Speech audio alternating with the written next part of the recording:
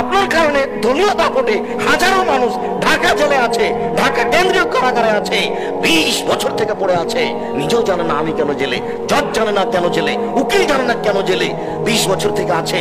ছেলের মাথায় একটু হাত দিতে পারে না, মেয়ের মাথায় একটু হাত দিতে পারে না, স্ত্রীর গায়ে একটু হাত দিতে পারে না, কোনো উপায় নেই।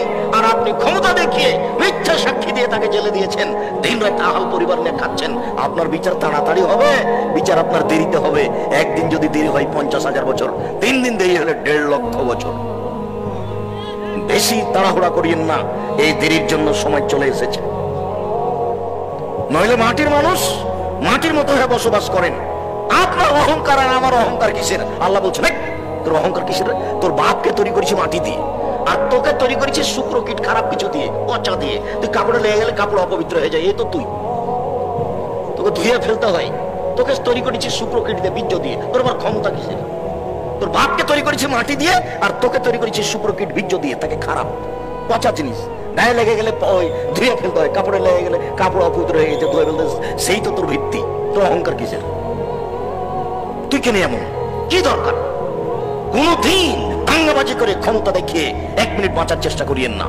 জুলুমবাজি করে, দাঙ্গাবাজি করে, মেজাজ দেখিয়ে স্বৈরাচারী, স্বেচ্ছাচারী, অহংকারী, বদমেজাজি যারা, তাদের নৌকা ডুবে গেছে, তারা জালেম।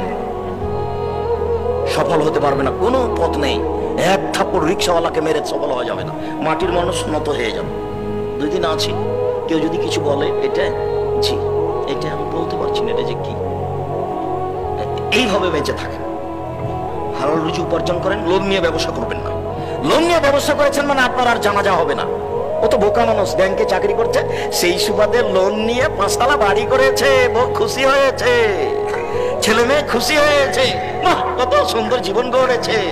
5 তলা বাড়ি করেছে, লোন নিয়ে বাড়ি করেছে, লোন নিয়ে বাড়ি করেছে, জানাজা বন্ধ হয়ে গেছে, জানাজা হবে না। লোন আছে যার, তার জানাজা হবে না। হুজুর করে দিল যে, সেটা ভিন্ন কথা। হুজুর করে দিল সেটা ভিন্ন কথা। রাসূল সাল্লাল্লাহু আলাইহি ওয়াসাল্লামের সিদ্ধান্তে জানাজা হবে না। সম্মানিত দিনী ভাই বোন, বলছিলাম প্রশংসা প্রিয় সত্তা, প্রশংসা করলে খুব খুশি হন। ইবাদতের জগতে সবচেয়ে দামি ইবাদত সিয়াম। রাসূল সাল্লাল্লাহু আলাইহি ওয়াসাল্লাম বলেন, উমামা বাহেলি বললেন, আল্লাহর নবী, মুরনি বে আমালিন, একটা আমলের কথা বলেন তো, যাতে আমি জান্নাতে চলে যাব। তখন আল্লাহ রাসূল বলছেন, আলাইকা বিসসাম ফাইনহুল্লাহ মিসলাহু, তুমি সিয়াম পালন করো। ইবাদতের জগতে সিয়ামের মতো সাদৃশ্য কোনো ইবাদত নেই।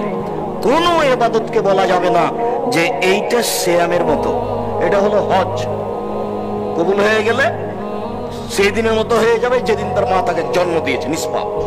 এরপরে এই ইবাদতটাকে বলা যাবে না এইটা সিয়ামের মতো। সবচেয়ে শক্তিশালী পাওয়ারফুল ইবাদত দান এইটা, তারপরে বলা যাবে না এইটা যে সিয়ামের মতো। সুবহানাল্লাহতে খুব খুশি, তারপরে বলা যাবে না যে এইটা সিয়ামের মতো। কেন? সিয়াম ভিন্ন ধরনের ইবাদত। আবু হুরায়রা রাদিয়াল্লাহু তাআলা আনহু বলেন, রাসূল সাল্লাল্লাহু আলাইহি সাল্লাম বলেছেন, কুল্লু আমাল ইবনে আদম ইজাফুল হাসানাতু বিআশারি আমসালিহা, আদম সন্তানের সব নেকি 10 থেকে 700, আরো আরো আরো। কেউ যদি সুবহানাল্লাহ বলে তো আল্লাহ বলেন, এই 10 নেকি লিখে দাও, বাড়াও, 700 তো আরো বাড়িয়ে দাও। কেউ যদি 10 টাকা দান করে, এই ফেরেশতা নেকি লিখে দাও, 700 করে দাও, আরো বাড়িয়ে দাও। কেউ যদি হজ করে, এই ফেরেশতা নেকি লিখে দাও, বাড়িয়ে দাও, 700 আরো করে দাও।